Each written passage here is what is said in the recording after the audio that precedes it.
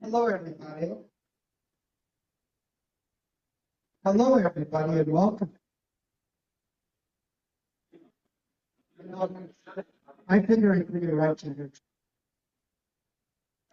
John O'Keefe.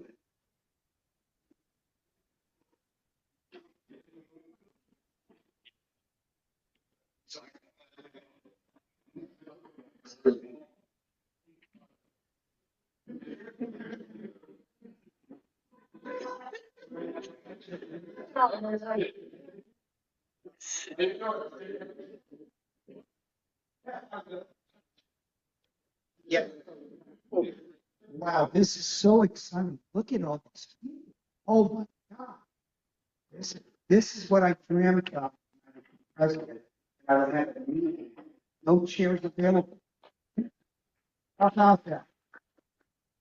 I have nice legs. I see. Well, what position you're showing them off? No, I don't. Let's start the meeting. There's some people that do we know Colleen Lure? That is the road records. Oh, Robert. Colleen, can you come in video so we can see who you are? Yes. Hi, yeah. So sorry. I'm actually kind of in class right now, so I'm just gonna be listening on the side, if that's all right with you guys. What? She's in class right now. Oh, she's in class. Yeah, we don't want to see you. We don't want your professor being upset with you. Professor here lecturing. Okay. Yeah. Let's start the meeting. Welcome. I am so excited to see nice people here. Look at all these nice faces. Two new faces, too. I haven't met Chris Bradford, welcome. Steve Shear and Colleen, welcome. Welcome to the Zoom meeting. Everybody, we do that hasn't been to work the meeting, we do a four-way test.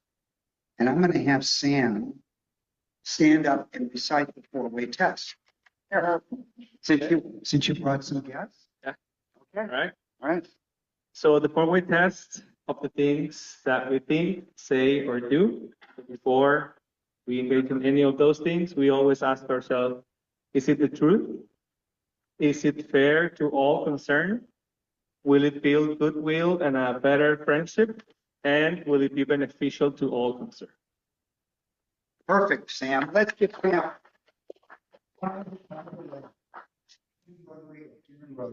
Live by these principles, your life would be a better way of living. I tell you that 100%. Let's move on.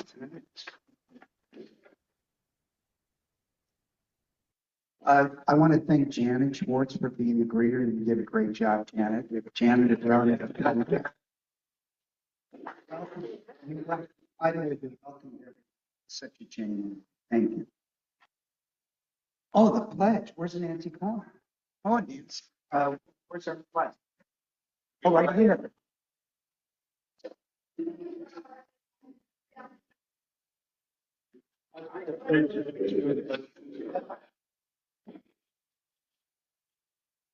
To the republic, to the citizens, one nation, indivisible, with justice for all.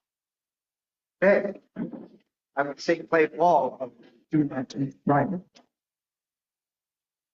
The thought of the day, John O'Keefe. Now, John, if it's too long, I'm going to go like this. Okay. So, well, stand up here. Here's my. Yeah, he promised to be short, but it's a bit long.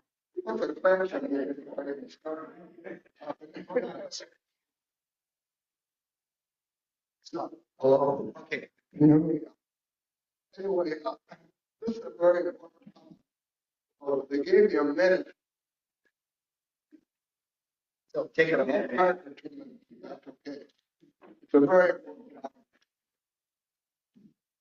In these days, with so much divisiveness in our country, and let's admit it, a lack of joy in many. I thought of a song which might uplift our spirits. I'm not going to sing it, but I don't have a voice like Ed is here today. I don't have a voice like it. I'm not going to sing it, but I'm going to read the lyrics. Cole Porter, an American singer and songwriter, wrote, "You're the Top." He wrote it in 1934 when we were still deep in the Depression. And we needed some positive sentiments and some laughs, like you do now. Note in the lyrics, note the references which aren't as relevant now as they were then, but they still work. So here we go. You're the top, not some. I hate parading my serenading as I'll probably miss a bomb. But if this ditty is not so pretty, at least it'll tell you how great you are. You're the top. You're the Coliseum. You're the top. You're the Louvre Museum. You're a melody from a symphony by Strauss. You're a bendo bonnet, a Shakespeare sonnet. You're Mickey Mouse. You're the Nile. You're the Tower of Pisa. You're the smile. I'm the Mona Lisa. I'm a worthless chef, a total wreck, a flop, but a baby, I'm the bottom. You're the top. You're the top. You're Mahatma Gandhi. You're the top. You're Napoleon Brandy.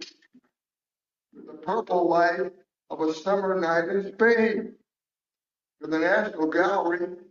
You're Garbo's salary. You're cellophane. You're a turkey. You're sublime. You're a turkey dinner. You're the time of the dirty winter. I'm a toy balloon that faded soon to pop. But a baby on the bottom. You're the top. You're the top. You're a Waldorf salad. You're the top. You're a permanent ballad. The nimble thread of the freedom of the feet of Fred Astaire. You're an O'Neill drama. You're Whistler's mama. You're Camembert.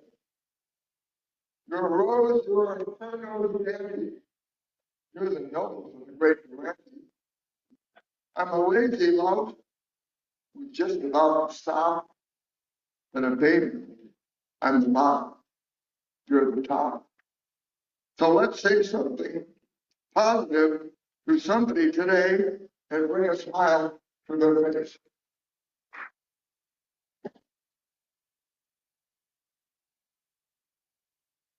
Yeah. That was well.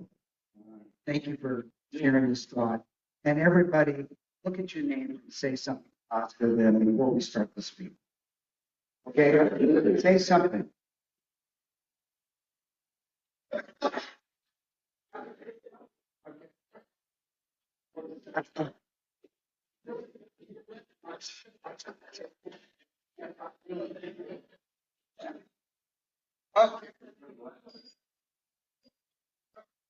Everybody say something positive.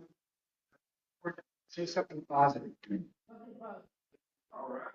Oh. From your home. From your home. Okay.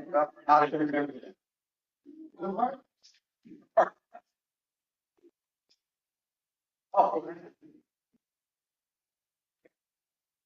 Moving right along. Thank you, Mark Rogo, taking notes. Appreciate it.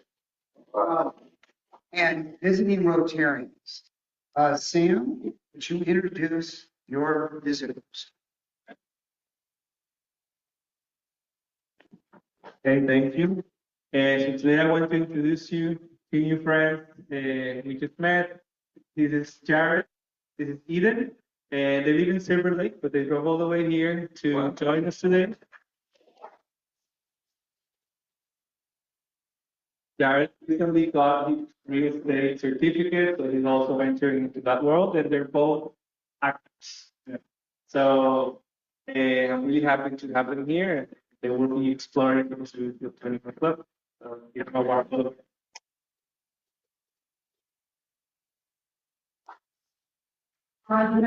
Very nice. What I'm looking at is the future of our Rotary. Because if we put it out 5 or 10 years, who knows who's going to be sitting there. So we like to have more and more young people. And so thank you, Sam and Val, for making this in. Appreciate it. Thank you, Thomas. Yeah. Yes, yes, yes. Thank you for being here. Okay, a few announcements. Thursday, if those of you who want to know what Rotary does in terms of our business venture, they have a networking event on tonight. It's called Rotary Means Business, 5 to 7 at 7900 Balboa Avenue.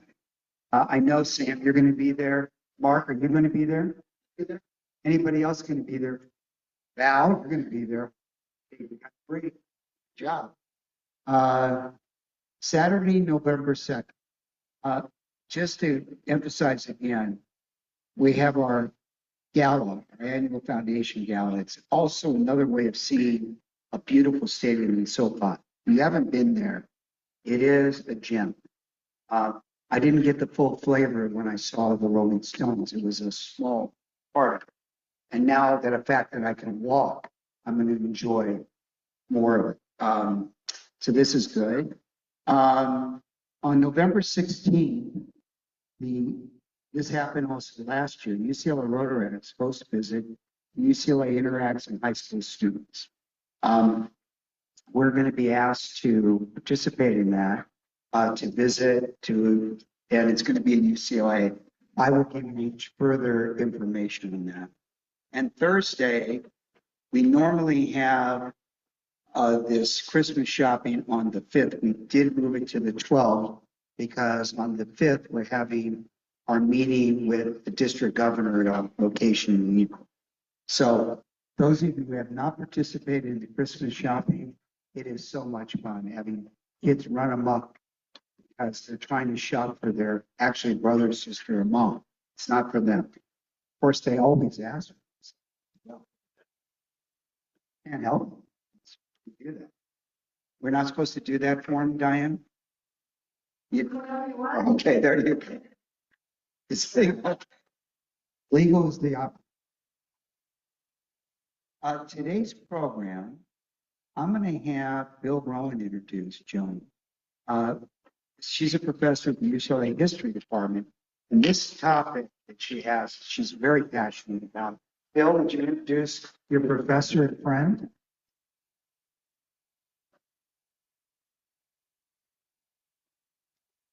I want to tell you that we are very, very fortunate and this wonderful lady, this professor at UCLA, Dr. Joan Waugh.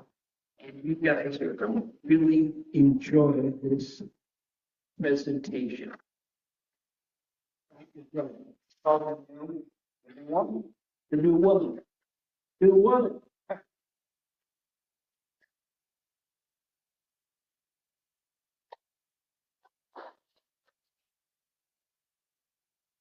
I think I could say good afternoon. It's wonderful to see you all here and know that you're all lovers of UCLA. I'm BA, MA, PhD, and a professor at UCLA, so I know what I'm talking about. I have for many years taught 2 central courses in U.S. history for the department, Civil War and Reconstruction and the Gilded Age. And I'm going to pass around a syllabus for you. Thank you so much. That you can keep or throw away or just leave on the table, but it might give you an idea of the kind of classes that exist today, lecture classes, and this was mine in spring, in which Bill Brown was a student. who refused to take any tests.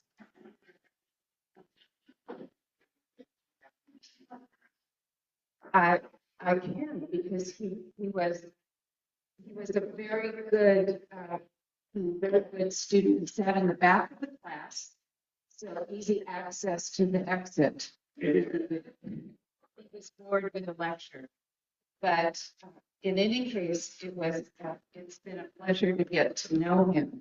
Now, what I'm going to do is just talk. I was asked to talk about women in the Gilded Age and how their roles changed.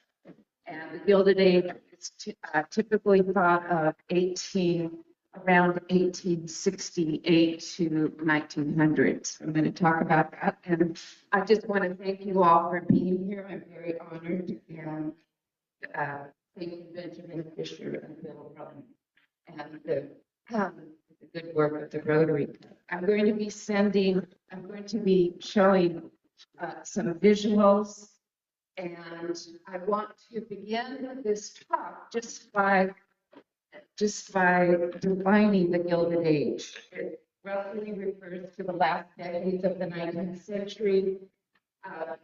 You might be familiar with some other periods of American history, like the early national period, which is used to be called the Jacksonian Age, or the Civil War era. Gilded Age is unique as a period label because it typically calls for images of selfishness, crassness, superficiality, pretense, fraud.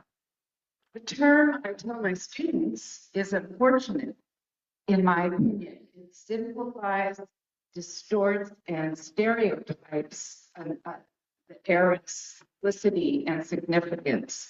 In truth, the United States, during this period of time, experienced a profound transformation and with lasting historical implications. We are living in the world that was created in the Gilded Age in many ways.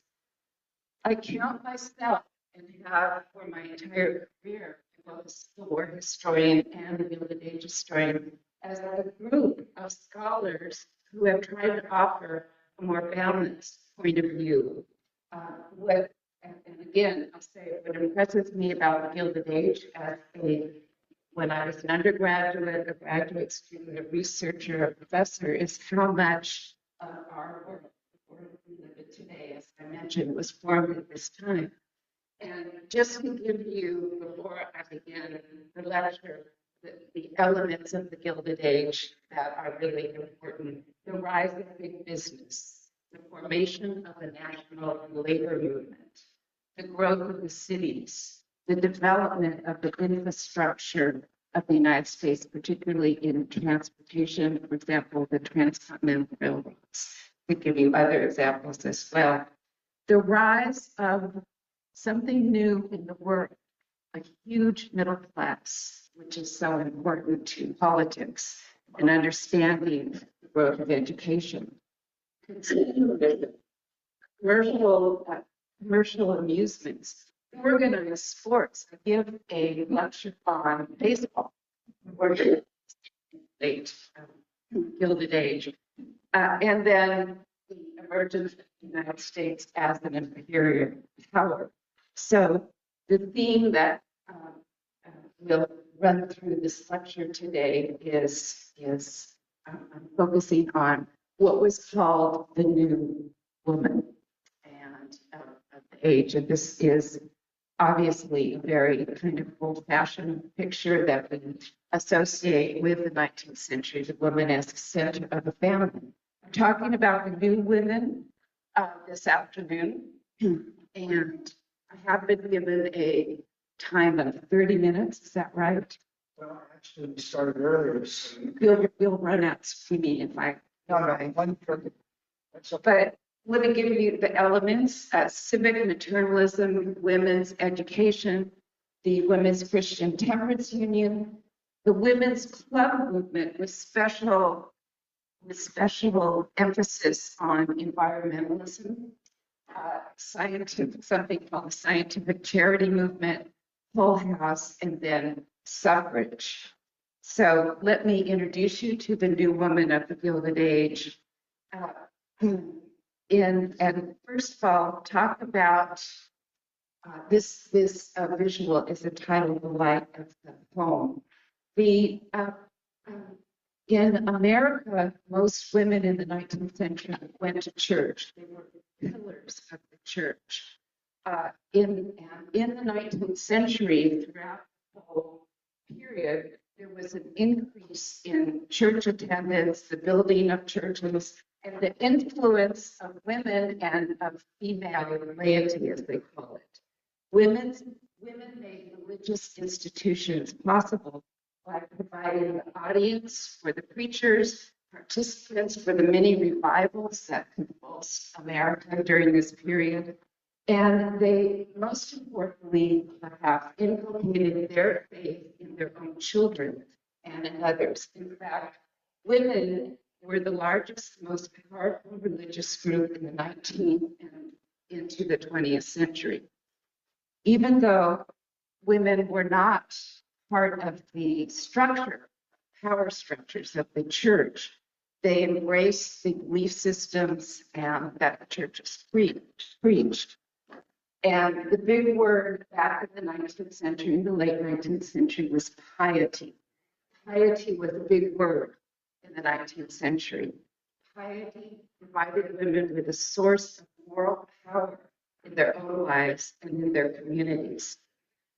So women's Christian moral authority in the 19th century drove them to criticize and control male behavior, drove them to use religion to assert moral authority in the public sphere, drove them to begin a huge number of organizations that were composed exclusively of women to promote their value system, usually rooted in Protestantism.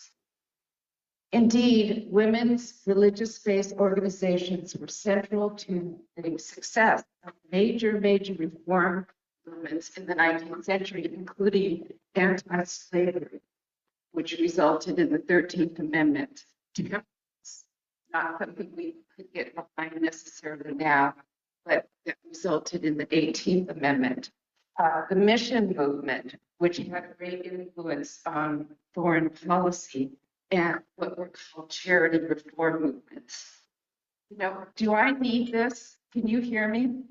Do you? Okay, turn. No, do you? No, I want to. Okay, I get it.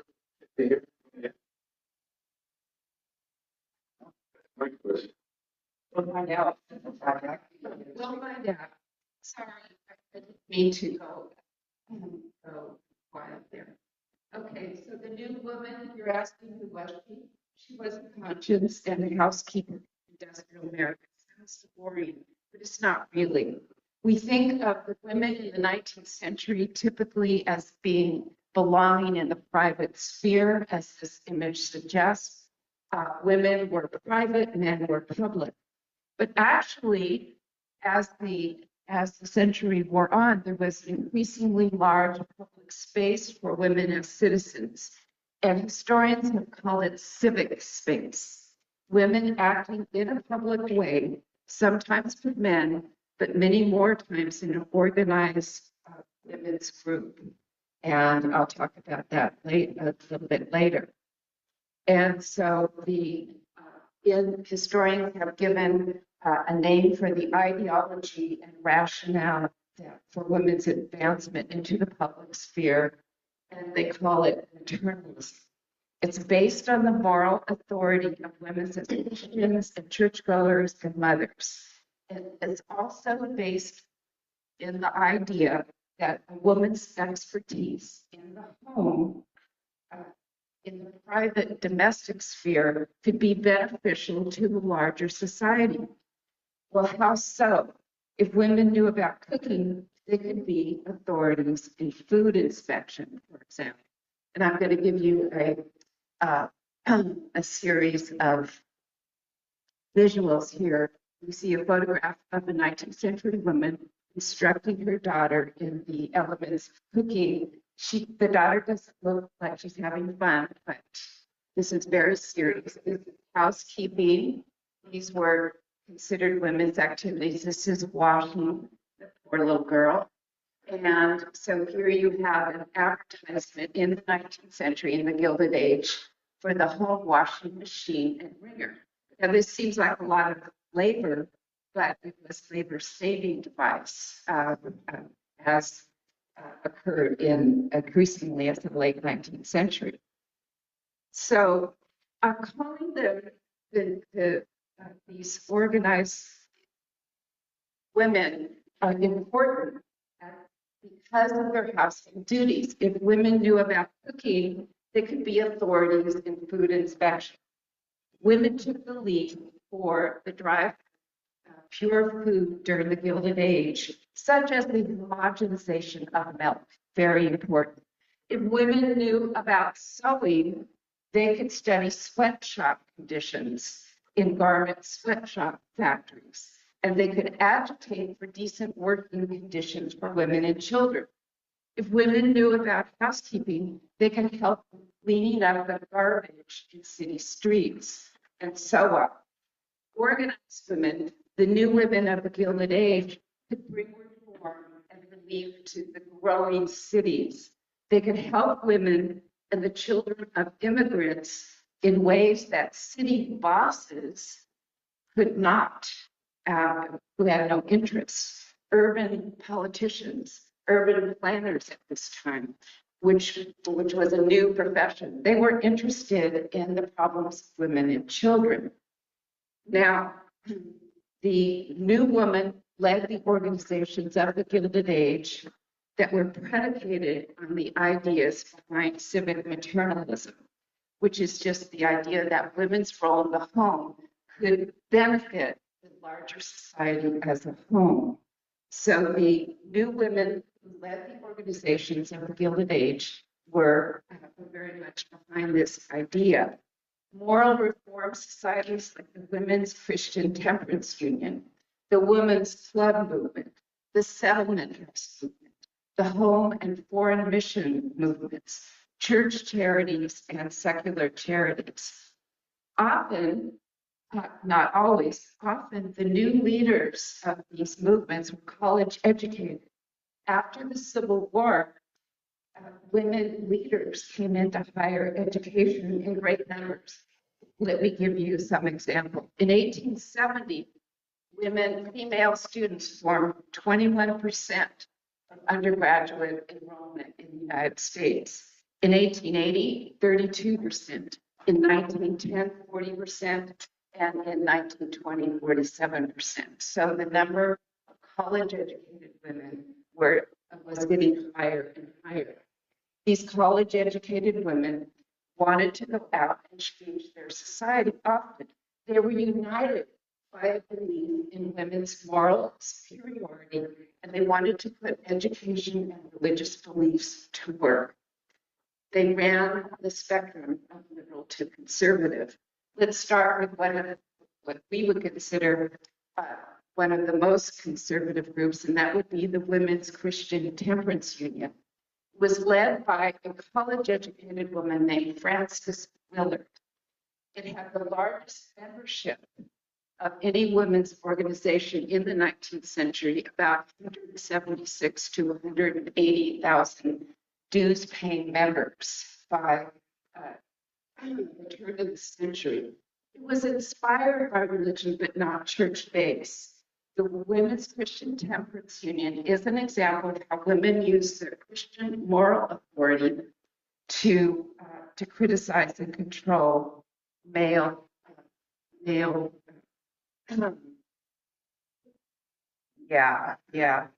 was too shy to say it. Male drinking, which was a huge problem. And this is a picture of street cleaners hired by often the corrupt political rings that rule the cities. For example, the Boss Tweed ring in New York City, and they didn't do a good job in cleaning. This is the picture. I love this picture. I don't know how good you can see, but This is a picture of women that are protesting a saloon, and a woman who works there is throwing a pail of water on them to try and get them to go. But anyway, in the late 1870s, by the late 1870s, the temperance movement, which had been earlier controlled by men, came under female leadership and transformed into a female drive because it was so personal. It was ruining so many families. They really thought that they had something if they banned drink. Of course, we know it didn't work. But members of the Women's Christian Temperance Union regularly attacked saloons. They were especially successful, or more successful, in small towns. It does seem incredible, but there are still women's organizations today, like the Mothers Against Drunk Drivers, which is still extended, was more powerful earlier, a few years earlier than this, but it's still a concern. But the WCTU was also active in cities, and they were seeking in cities, the members of the Women Christian Temperance Union, in Americanizing American immigrants. And so they have a program in the cities that we can, it's almost familiar to us. What was the union's program for the cities? Make cities safe for women and children. Take away saloons, but replace them with something wholesome and wonderful, like kindergartens, parks, and playgrounds. They agitated for sanitation reforms as well. The WCTU, the Women's Christian Temperance Union, united women into a large female network of reform that included something called the Women's Club Movement.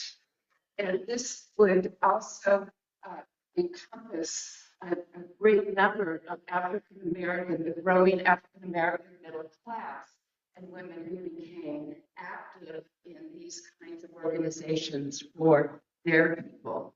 A leader like Ida B. Wells, for example, very powerful in leader of Black women in the 19th century. So let me give you some background on industrial pollution. And one of the things, the hallmarks of 19th century history is the growth of urban America, the urban cities, and the industrial city, as we know. What are we talking about? New York, Philadelphia, Boston, Cleveland, Chicago, Milwaukee, San Francisco.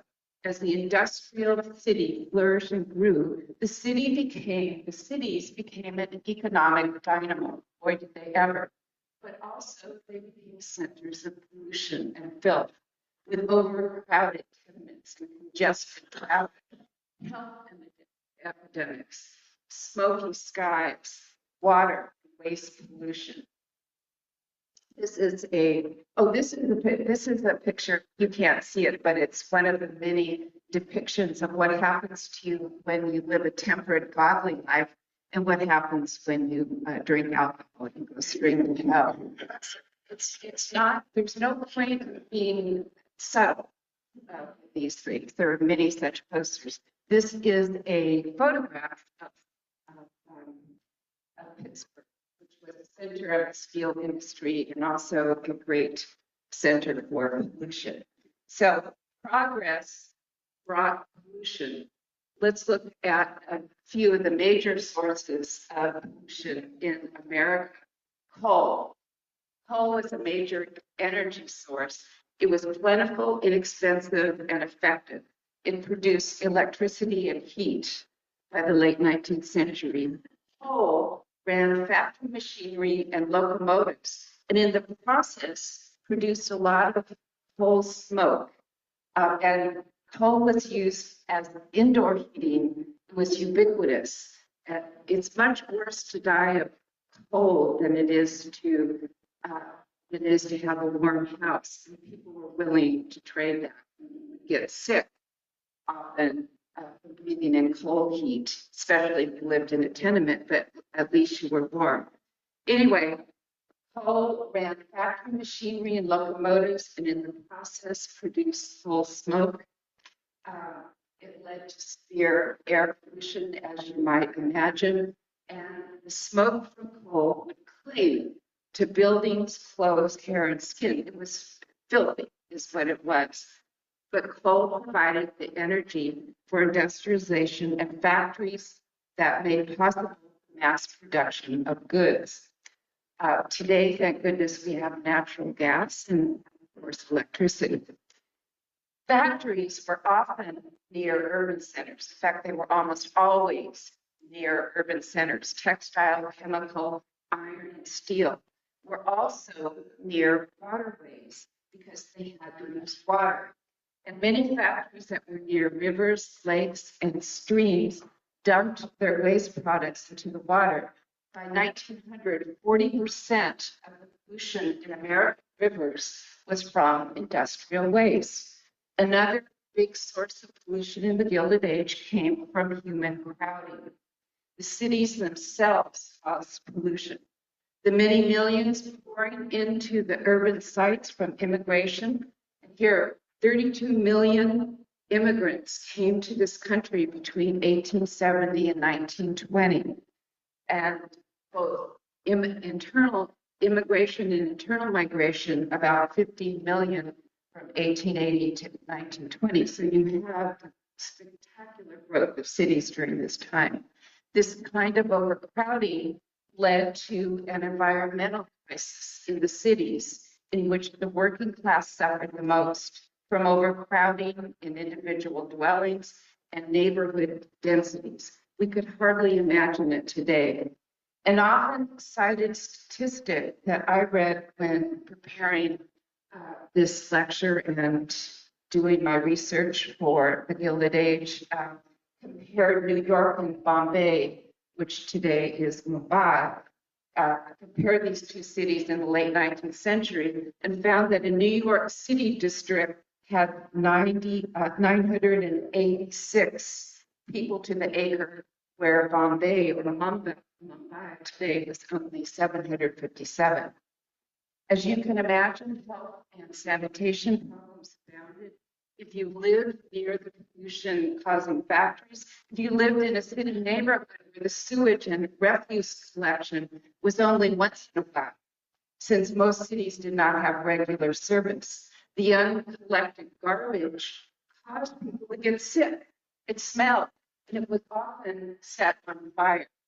To make it worse, the tremendous building in the cities caused trees to be cut down and eliminated the green spaces. The city governments at this time were very prepared to ease the path for corporations to provide electricity, building for the ever-expanding urban environments, but were not prepared to dispose safely of the massive amounts of garbage. Street cleaning crews, for example, in Manhattan, collected 1,100 tons of garbage a day during the summer. What did they do with it? They loaded the garbage on barges and dumped it into the sea. You might say that city governments run by machines whose rule by the bosses based on personal loyalties and patronage posed an obstacle to environmental reform. These are two photographs of garbage collected in New York City. There were just tons of it. And this is a tenement street lined with tenements and immigrants in New York City during the late 19th century. So the city governments run by machine politicians were not interested in regulating business to control environmental degradation. It seemed that if the environment was going to be cleaned up, the demand for it was going to have to originate in the larger community. And that is where women made a difference in city life and politics during the Gilded Age as a force grappling with sewage, garbage, and other forms of solution. It's not the most inspiring thing that I can tell you, but in doing so, women carved out a role for themselves in the civic sphere as a non-partisan political force that actually was a political force. It led to the creation in fits and starts of the industrial social welfare system, the US way. Now, in teaching the story of women's history, suffrage movement is one you probably know a lot more about. It's much more interesting to people, and rightly so. But this was important too. And so women carving out this space for themselves was important. And let's look at the women's club. The women's club that were springing out all across America led the way for anti-pollution campaigns, protect children and vulnerable women from overcrowded tenements and congested traffic, deal with health epidemics.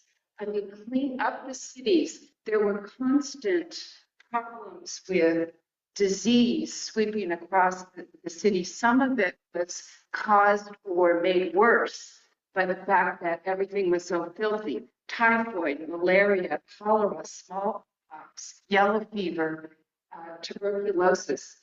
Most people in the 19th century, the greatest number of deaths came from tuberculosis. These were things that could be addressed just by cleaning up the environment.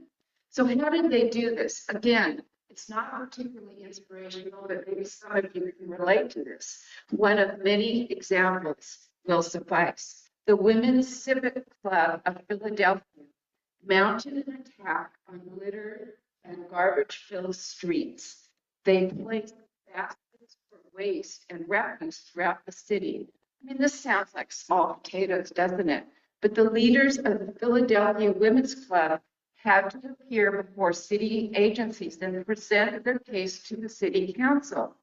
They had to apply to other government agencies for permits. And the women of Philadelphia who belonged to this club, this movement, waged a general campaign to educate middle-class citizens, because increasingly the middle class and the above middle class were moving out of the cities into what we call suburbs today. So these women waged this campaign to educate the middle-class citizens about the need for more efficient methods of collecting garbage. So the thing is that we assume we depend on the garbage trucks coming down our streets. We don't think that this is the culmination of a long fought battle in which garbage was just left out in the street, and the wealthy and increasingly the middle class paid for their own garbage to be collected. But women working together, one campaign at a time, in cities and towns across the country, resulted in a growing political coalition with men. City governments in the Gilded Age were run by political machines. They did not welcome women's suggestions for environmental reform. They were not interested in women's ideas about regulating businesses to control emissions. So they had to fight and contest what we call boss rules. Women appeared before the bosses of the city and said, it is our responsibility to demand large-scale, nonpartisan cleanup and reform. So this is where women actually began to make an important difference in city life and in city politics, and carve out this role in a civic sphere. So women in the social welfare system, these club women, they were called, they led campaigns for clean streets, for inspecting food markets. They had something called the Pure Milk campaign, for purifying water, for smoke abatement, for collecting and disposing of refuse, Club women formed political coalitions, which included men who were also reformers. These men were called civil service reformers, engineers, health inspectors, city beautiful proponents, and opposed and challenged the boss rule in city after city.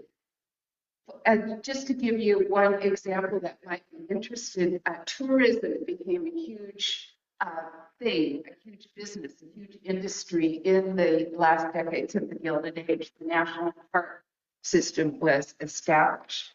And in the 1890s, the Colorado Federation of Women's Club supported a woman-led campaign to make Mesa Verde the site of prehistoric cliff dwellings in Colorado. Have any of you visited Mesa Verde? Isn't it unreal? It's really beautiful. So they demanded that it be set aside, and because people were looting it in the late 19th century, and they were able to bring it under the protection of the government. So by the 1890s, the last decade of the 19th century, this growing recognition of industrial pollution was really significant and important. And it formed one part of the modern response to industrialism that was providing a viable, yes, if inadequate, emerging social welfare system. And what I want to turn to now is scientific charity in the settlement houses. So you had two important movements come together in the late 19th century to address the problems of industrialism, poverty, homelessness, irregular employment, and the impact on the family. I don't know how much we progressed then, but that's up to you to think about. And it was infused with something new called the principles and laws of social science. And this would bring a new practice and professionalism to social welfare. And so both of these movements, the scientific charity movement and the settlement house, were formed in the private sphere and populated, and in some cases led, had many women leaders. And both movements battled the political machines in the major cities in the country. So you had scientific charity is the precursor of sociology, the precursor of the social workers that are still provide a lot of employment and study in colleges. So you had something called the Charity Organization Society, which sprang up in all the major cities. And they decided to divide the cities into districts and open offices to provide services to the poor. And this movement, the scientific charity movement, helped to pioneer modern methods of welfare administration and social research. For example, casework, the foundation of social work today.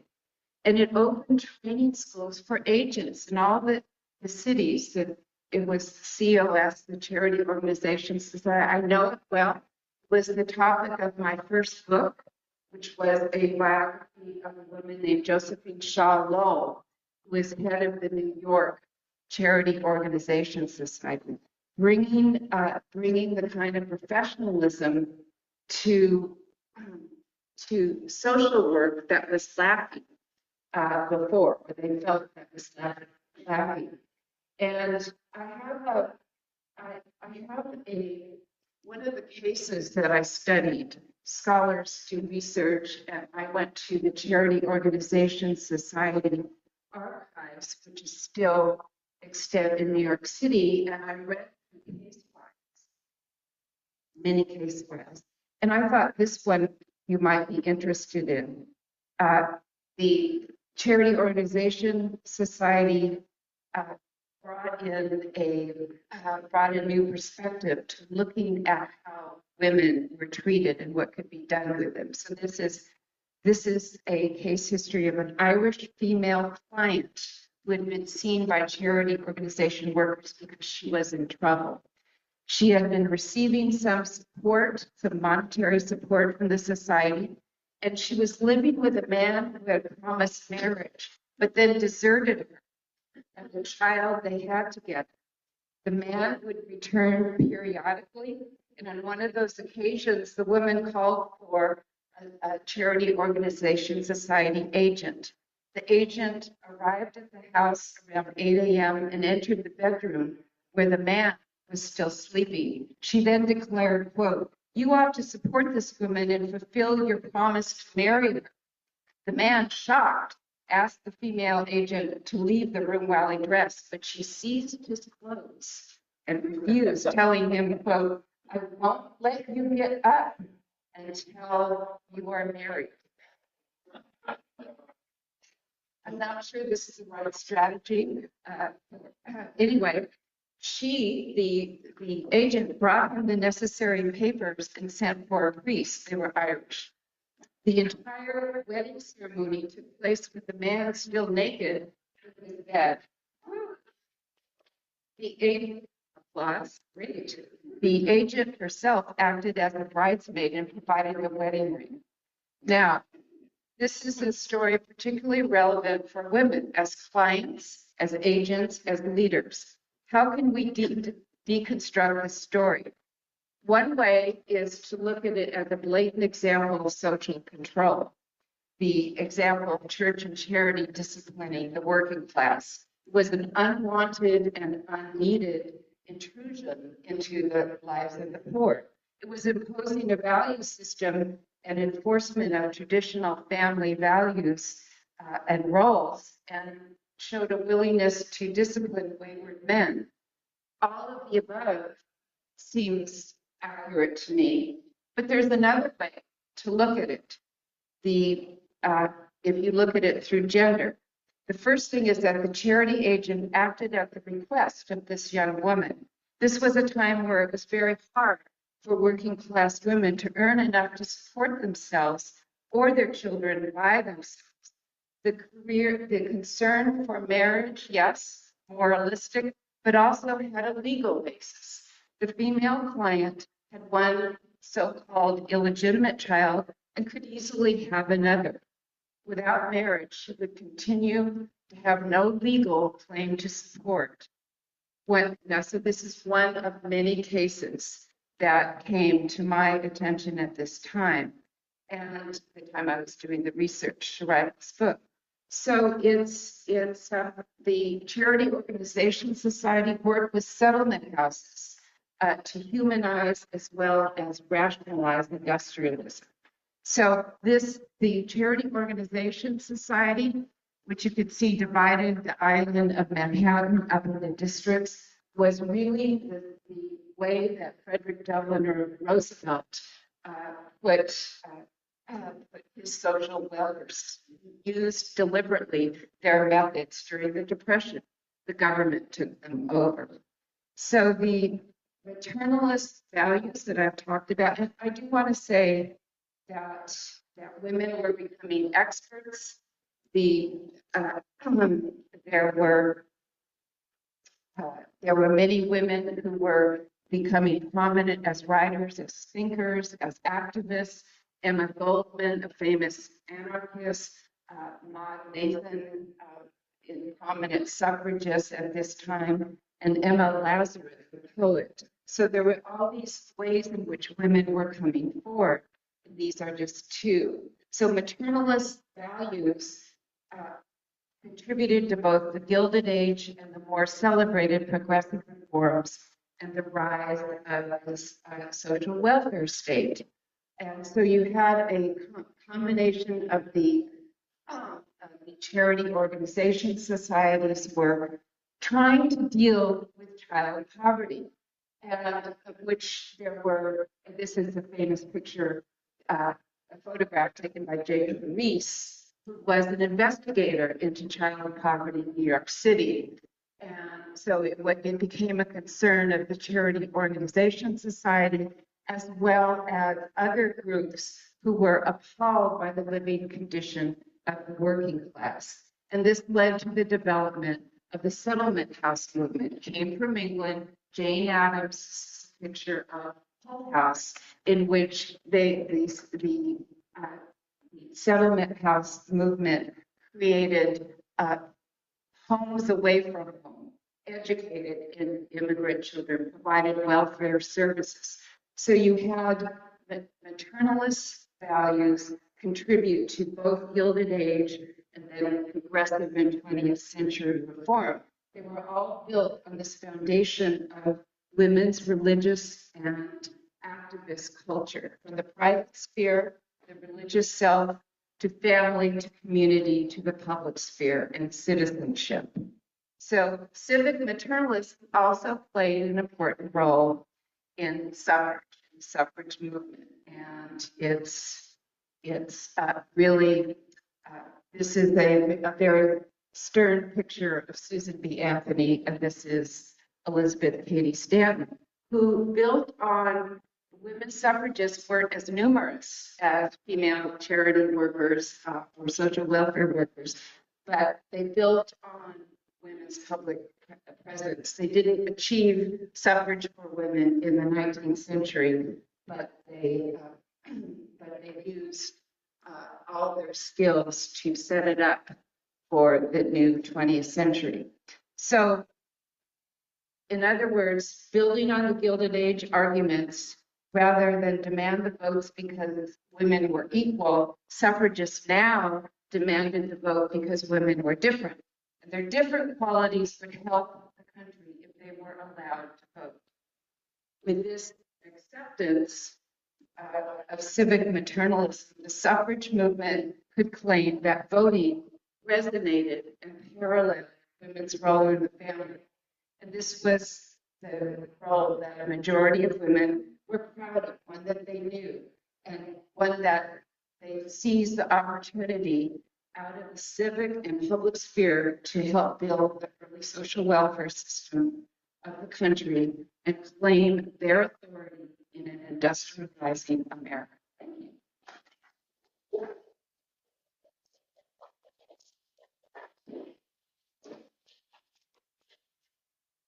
So, Williamson, first of all, Joan, thank you so much. I didn't know anything about this, truthfully, I guess. Okay. That part is. Thank you very much for speaking. Do I have it? Not yet.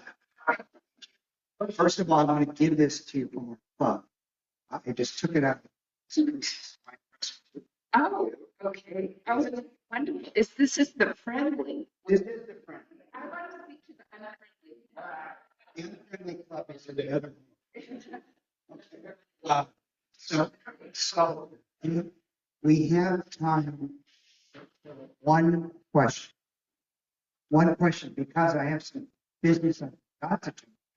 It's extremely important. Yes, Lauren. Not a question, talk to me afterwards. We want to capture some of the data. Oh, okay. We do this. That would be extra charge. Some good answer.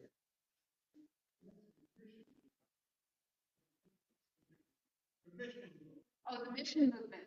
I didn't talk about that, but that was to civilize and Christianize the world. And it was very important. It was a very important part. It became a part of foreign policy as well. So it's interesting. So I see two questions, but hold on. No. Because I need to talk about this is the most important thing. We'll go right up to.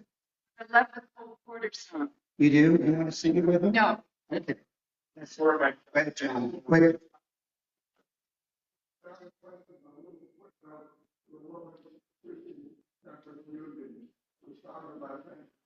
Yeah.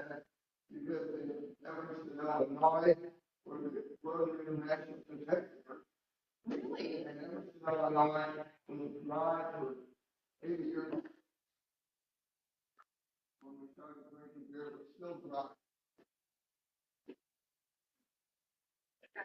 I can't mainly in the more rural areas. Well, in that, let's give Joan an applause again. Before we end this meeting, I have some. The exciting news is we're trying to find a president-elect next year. And there was nobody that stepped through. So 4 people stood. I'm one. Tom Barron's one. Diane Good is one. Who else? Margot. So we have forces, the fearsome forces.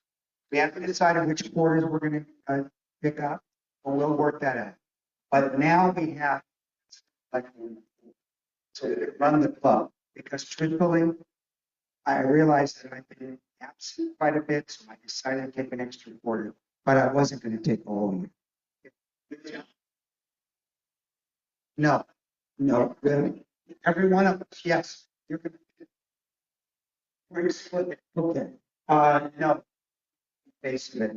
Wherever we pick is the faces for the pets. Oh, so that's my announcement. And I'm very excited to say because we just need leadership going forward. And it's 1:30, which means we are done.